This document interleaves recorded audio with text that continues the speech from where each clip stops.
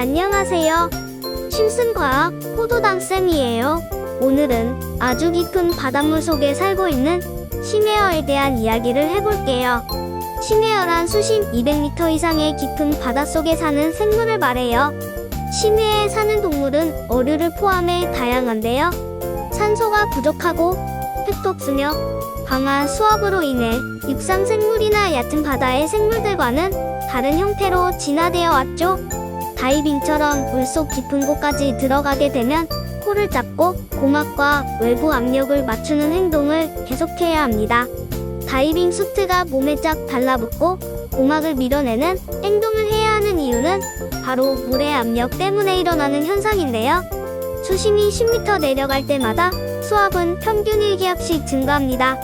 이 계산이라면 수심 10km의 해구에 사는 심해 생물은 무려 1000기압의 압력을 받는 것과 같은 것이죠. 그런데 어떻게 심해 생물은 그토록 큰 수압을 견디며 살아갈 수 있을까요? 바로 알아보겠습니다. 심해어는 일반 물고기와 다른 신체 구조를 가지고 있습니다. 일반적인 물고기는 불에로 공기 부력을 조절하면서 떴다 가라앉았다를 한다는 건 잘 알고 있을 거예요. 하지만 심해는 수압이 상당히 높은 곳으로 해저 3000m에서 받는 수압은 거의 350kg에 이르는 거대한 물체도 단번에 찌그러질 수 있는 위력을 가지고 있어요. 그래서 심해어들은 이런 엄청난 수압을 견디기 위해 공기가 들어간 불에가 없는 것이 가장 큰 특징인 것이죠. 심해어들은 공기 대신 물이나 기름을 몸속에 축적하여 부력을 조절하는 지방낭을 가지고 있습니다. 물이나 기름은 공기보다 훨씬 압축되기 어렵기 때문에 높은 수압에도 부피의 변화가 거의 없어 몸이 찌그러들지 않습니다.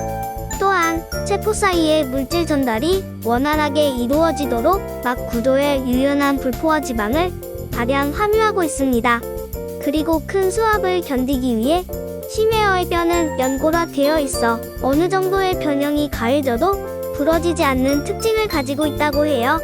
결국 일반 어류와는 다른 형태로 진화되어 그 환경에 잘 적응해서 살고 있었던 거군요.